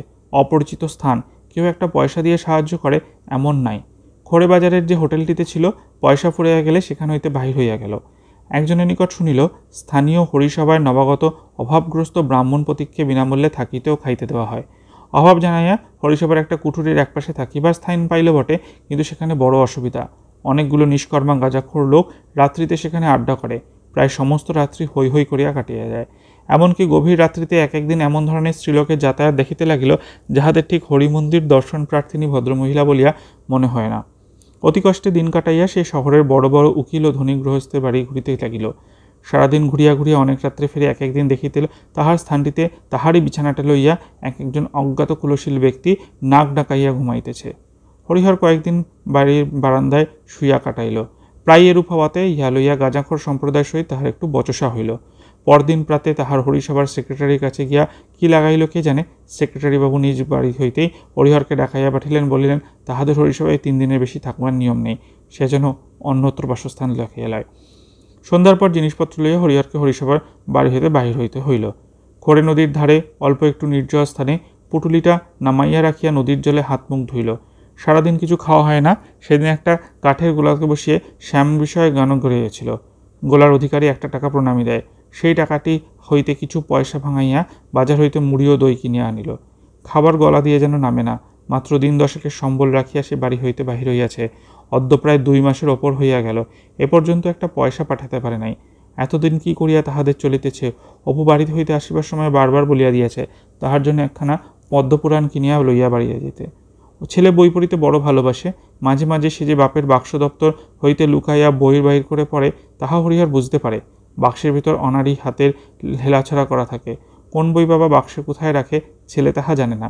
উল্টাপাল্টা করিয়া সাজাইয়া চুরি ঢাকাবার অক্ষম চেষ্টা করে। হরিহর বাড়ি ফিরিয়া বাক্স খুলিলেই তাহা বুঝতে পারে ছেলের কীর্তি। তাহার বাড়ি হইতে আসিবার পূর্বে হরিহর যুগিপাড়া হইতে একখানা বটতলার পদ্মপুরাণ পড়িবার জন্য লইয়া আসে। অপু বইখানা দখল করিয়া বসে। রোজ রোজ পড়ে। কুচুনিপাড়ার শিব ঠাকুরের মাছ ধরতে যাওয়ার কথাটা পড়িয়া তাহার ভারী আমোদ। হরিহর বলে, বইখানা দেওয়া বাবা, যাদের বই তারা চাচ্ছে যে। অবশেষে একখানা পদ্মপুরাণ তাহাকে কিনিয়া দিতে হইবে এই শর্তে বাবাকে রাজি করাইয়া তবে সে ফেরত দেয়। আসিবার সময় বারবার বলিয়াছে, সেই বই একখানা এনো কিন্তু। আর এবার অবিশ্যই দুর্গার উঁচু দিকে নজর নাই, সে বলিয়া দিয়াছে একখানা সবুজ হাওয়াই কাপড় আর একখানা ভালো দেখিয়া আলতা লইয়া যাইবার জন্য। কিন্তু সেসব তো দূরের কথা, কি করিয়া বাড়িতে সংসার চলিতেছে সেই না এখন সমস্যা। সন্ধ্যার পর পূর্বপরিচিত কাঠের গোলাটায় ইয়া সে রাত্রের মতো আশ্রয় লইল। ভালো ঘুম হইল না, বিছানায় শুইয়া বাড়িতে কি করিয়া কিছু পাঠায় এই ভাবনায় এপাশ ওপাশ করিয়া গেল। সকালে উঠিয়া ঘুরিতে ঘুরিতে সে লক্ষ্যহীনভাবে এক স্থানে দাঁড়াইল। রাস্তার ওপারে একটা লাল ইটের লোহার ফটকালা বাড়ি। অনেকক্ষণ চাহিয়া তাহার কেমন যেন মনে হলো এই বাড়িতে গিয়া দুঃখ জানাইলে তাহার একটা উপায় হইবে। কলের পুতুলের মতো সে ফটকের মধ্যে ঢুকিয়া পড়িল। সাজানো বৈঠকখানা, মার্বেল পাথরের ধাপে স্তরে স্তরে বসানো ফুলের টব, পাথরের পুতুলের পাম, দরজায় ঢুকিবার স্থানে পাঁপোশ পাতা। একজন পৌর ভদ্রলোক বৈঠকখানায় খবরের কাগজ পড়িতেছেন। অপরিচিত লোক দেখিয়া কাগজ পাশে রাখিয়া সোজা হইয়া বসিয়া বলিলেন, কে তুমি, কি দরকার? হরিহর বিনীতভাবে বলে, আগে আমি ব্রাহ্মণ, সংস্কৃত পড়া আছে, চণ্ডীপাঠ টাঠ করি, তাছাড়া ভাগবত কি গীতা পাঠও। পৌর ভদ্রলোকের ভালো করে কথা না শুনিয়া তাহা অত্যন্ত মূল্যবান বাজে কথা শুনিবার সময় নিতান্ত সংক্ষেপে জানাইয়া দিয়া করিল, না এসব এখানে কিছু সুবিধা হবে না, অন্য জায়গায় দেখুন। হরিহর মরিয়াভাবে বলিল, আগে নতুন শহরে এসেছি, একেবারে কিছু হাতে নেই, বড় বিপদে পড়েছি। কদিন ধরে কেবলই। পৌরলোকটি তাড়াতাড়ি বিদায় করিবার ভঙ্গিতে ঠেস দেওয়া তাকিয়াটি উঠাইয়া একটা কি তুলিয়া লইয়া হরিহরের দিকে হাত বাড়াইয়া বলিলেন, এই নিন যান, অন্য কিছু হবে টবে না, নিন। সেটা যে শ্রেণীর মুদ্রাই হোক না কেন, সেইটার অন্য সুরে দিতে আসিলে হরিহর লইতে কিছুমাত্র আপত্তি করিত না। এরূপ সে বহু স্থানে লইয়াওছে, কিন্তু সে বিনীতভাবে বলিল, আগেও আপনি রাখুন, আমি অমনি কারুর কাছে নিই না, আমি শাস্ত্র পাঠটাট করি, তাছাড়া কারুর কাছে। আচ্ছা থাক। একটু শুভযোগ বোধহয় ঘটিয়াছিল। রক্ষিত মশাইয়ের কাঠের গোলাতেই একদিন একটা সন্ধান জুটিল। কৃষ্ণনগরের কাছে একটা গ্রামে একজন বর্ধিষ্ণু মহারাজ গৃহদেবতার পূজাপাঠ করিবার জন্য একজন ব্রাহ্মণ খুঁজিতেছেন, সে বরাবরই টিকিয়া থাকিবে। রক্ষিত মহাশয়ের যোগাযোগের অবিলম্বে হরিহর সেখানে গেল। বাড়ির কর্তারাও তাহা পছন্দ করিলেন, থাকিবার ঘর দিলেন, আদর আপ্যায়নের কোনো ত্রুটি নেই। কয়েকদিন কাজ করিবার পর পূজা আসিয়া পড়িল। বাড়ি যাইবার সময় বাড়ির কর্তা 10 টাকা প্রণামী ও যাতায়াতের গাড়ি ভাড়া দিলেন। গোয়ারিতে রক্ষিত মশাইয়ের নিকট বিদায় লইতে আসিলে সেখানে হয়তো 5 টাকা প্রণামী পাওয়া গেল। আকাশে বাকাশে গরম রৌদ্রের গন্ধ, নীল নির্মেঘ আকাশের দিকে চাহিলে মনে হঠাৎ উল্লাস আসে। বর্ষা শেষে সরস সবুজ লতাপাতায় পথিকের চরণভঙ্গিতে কেমন যেন একটা আনন্দ মাখানো। রেলপথের দুপাশে কাশফুলের ঝাড় গাড়ির বেগে লুটাইয়া পড়ে। চলিতে চলিতে কেবল বাড়ির কথা মনে হয়। একদল শান্তিপুরে ব্যবসায়ী লোক পূজার পূর্বে কাপড়ের গাঁট ক্রয় করিতে কলিকাতায় গিয়াছিল। চূর্ণীঘাটের খেয়ার নৌকায় উঠিয়া কলরব করিতেছে। সর্বত্র একটা উৎসবের উল্লাস। রানাঘাটের বাজারে সে স্ত্রী ও পুত্রকন্যার জন্য কাপড় কিনিল। দুর্গার লাল পাড় কাপড় পরিতে ভালোবাসে, তাহার জন্য বাছিয়া একখানা ভালো কাপড়, ভালো দেখিয়া আলতা কয়েক পাতা। অপুর পদ্মপরাণ অনেক সন্ধান করিয়াও মিলিল না। অবশেষে একখানা সচিত্র চণ্ডী মাহাত্ম্য বা কালকেতুর উপাখ্যান 6 আনা মূল্যে কিনিয়া লইল। গৃহস্থলীর টুকটাক 2-1 জিনিস সর্বজয়া বলিয়া দিয়াছিল, একটা কাঠের চাকি, বেলুনের কথা, তাহাও কিনিল। দেশের স্টেশনে নামিয়া হাঁটিতে হাঁটিতে বৈকালের দিকে সে গ্রামে এসে পৌঁছাইল। পথে বড় একটা কাহারো সহিত দেখা হইল না। দেখা হইল, সে হন করিয়া উদ্বিগ্ন চিত্তে কাহার দিকে বিশেষ লক্ষ্য না করিয়া বাড়ির দিকে চলিল। দরজায় ঢুকিতে ঢুকিতে আপন মনে বলিল, কাণ্ডখানা দেখো, ঝাড়টা ঝুঁকে পড়েছে একেবারে পাঁচিলের ওপর। ভুবন কাকা কাটবেনও না, মুশকিল হয়েছে। আচ্ছা। পরে সে বাড়ির উঠানে ঢুকিয়া অভ্যাস মতো আগ্রহের সুরে বলিল, ও দুর্গা মা, অপু? তাহার গলার স্বর শুনিয়া সর্বজয়া ঘর হইতে বাহির হইয়া আসিল। হরিহর হাসিয়া বলিল, বাড়ির সব ভালো? এরা সব কোথায় গেল? বাড়ি নেই বুঝি? সর্বজয়া শান্তভাবে আসিয়া স্বামীর হাত হইতে ভারী পুটলিটি নামাইয়া লইয়া বলিল, এসো, ঘরে এসো। স্ত্রীর অদৃষ্টপূর্ব শান্ত ভাব হরিহর লক্ষ্য করিলেও তাহার মনে কোন খটকা হইল না। তাহার কল্পনার স্রোত তখন উদ্দাম বেগে অন্যদিকে ছুটিয়াছে। এখনই ছেলে মেয়ে ছুটিয়া আসিবে। দুর্গা আসিয়া হাসি মুখে বলিবে, কি বাবা এর মধ্যে? অমনি তাড়াতাড়ি হরিহর পুটলি খুলিয়া মেয়ের কাপড়, আলতার পাতা, ছেলের সচিত্র চণ্ডী মাহাত্ম্য বা কালকেতুর উপাখ্যান, টিনের রেলগাড়ি দেখাইয়া তাহাদের তাক লাগাইয়া দেবে। সে ঘরে ঢুকিতে ঢুকিতে বলিল, বেশ কাঁঠালের চাকি বেলনি এনেছি এবার। পরে কিছু নিরামিষা মিশ্রিত সতৃষ্ণ নয়নে চারদিকে চাহি বলিল, কই অপু দুর্গা এরা সব বিজি বেরিয়েছে? সর্বজয়া আর কোনো মতেই চাপিতে পারিল না। উচ্ছ্বসিত কণ্ঠে ফুকুরিয়া কাঁদিয়া উঠিয়া বলল, ওগো দুর্গা কি আর আছে? মাঝে আমাদের ফাঁকি দিয়ে চলে গিয়েছে গো, এতদিন কোথায় ছিলে? গাঙ্গুলি বাড়ির পূজা অনেক কালের। এই কয়দিন গ্রামের অতি বড় দরিদ্র অভুক্ত থাকে না, সব বনেদি বন্দোবস্ত। নির্দিষ্ট সময় কুমোর আসিয়া প্রতিমা গড়ায়, পটো চালচিত্র করে, মালাকার সাজ যোগায়, বারাসে মধুকালীর হইতে বাউরিরা রাশি রাশি পদ্মফুল তুলিয়া আনে। আশমালির দিনু সানাইদার অন্য অন্য বৎসরের মতো রসুন চৌকি বাজাইতে আসিল। প্রভাতের আকাশে আগমনী আনন্দসুর বাজিয়া ওঠে। আসন্ন হেমন্ত ঋতুর স্নেহ অভ্যর্থনা, নবধান্যগুচ্ছের নব আগন্তুক শেফালি দলের হিমালয়ের পার হইতে উড়িয়া আসিয়া পথিক পাখি শ্যামার শিশির স্নিগ্ধ মৃণাল ফোঁটা হেমন্ত সন্ধ্যার। নতুন কাপড় পরাইয়া ছেলেকে সঙ্গে লইয়া হরিহর নিমন্ত্রণ খাইতে যায়। একখানা অগোছালো চুলে ঘেরা ছোট মুখের স্বনির্বন্ধ গোপন অনুরোধ দুয়ারের পাশের বাতাসে মিশাইয়া থাকে। হরিহর পথে পা দিবে কেমন অন্যমনস্ক হইয়া পড়ে। ছেলেকে বলে, এগিয়ে চলো, অনেক বেলা হয়ে গিয়েছে বাবা। গাঙ্গুলি বাড়ির প্রাঙ্গণ উৎসব বেশে সজ্জিত হাসি মুখে ছেলে মেয়েতে ভরিয়া গিয়াছে। অপু চাহিয়া দেখিয়া সতু ও তাহার ভাই বোন কেমন কমলানেবু রঙের জামা গায়ে দিয়েছে। সবুজ শাড়ি পরিয়া ও দিব্য চুল বাঁধিয়া রানু দিদিকে যা মানাইয়াছে। গাঙ্গুলি বাড়ির মেয়ে সুনয়নী খোপায় রজনীগন্ধা ফুল গুজিয়া আর ৫-৬টি মেয়ের সঙ্গে পূজার দালানে দাঁড়াইয়াও খুব গল্প করিতেছে ও হাসিতেছে। সুনয়নী বাদে বাকি মেয়েদের সে চেনে না। বোধহয় অন্য কোনো জায়গা হইতে উহাদের বাড়ি পুজোর সময় আসিয়া থাকিবে। শহরে মেয়ে বোধহয় যেমন সাজগোজ তেমনই দেখিতে। অপু এক দৃষ্টে তাহার দিকে চাহিয়া রহিল। ওদিকে কে চেঁচাইয়া বলিতেছে, বড় সামরিয়াটা আনবার এক অবস্থা হলো না? বাহ, তোমাদের যা কাজকর্ম, দেখো এরপর মজাটা। তারপর ব্রাহ্মণ খেতে বসবে বেলা ৫টায়। গল্পের সেকাল একালে আপনাদেরকে স্বাগত। যদি চ্যানেলটা পছন্দ হয়ে থাকে তাহলে লাইক, কমেন্ট আর প্রচুর শেয়ার করতে ভুলবেন না। চ্যানেলটা অতি অবশ্যই সাবস্ক্রাইব করুন আর সঙ্গে বেল আইকনটাও প্রেস করুন। আশা করি গল্পটা আজকে আপনাদের ভালো লাগলো। যদি ভালো লেগে থাকে তাহলে লাইক, কমেন্ট, শেয়ার করতে ভুলবেন না। আর অতি অবশ্যই চ্যানেলটা সাবস্ক্রাইব করে পাশে থাকা বেল বাটন আর অল নোটিফিকেশনটা অন করে রাখুন। যদি আপনাদের কোনো পছন্দের গল্প থাকে সেটাও রিকোয়েস্ট করতে পারেন। আজকে তাহলে এই পর্যন্তই। আবার দেখা হবে নতুন কোনো গল্প নিয়ে। সবাই ভালো থাকবেন, সুস্থ থাকবেন। নমস্কার।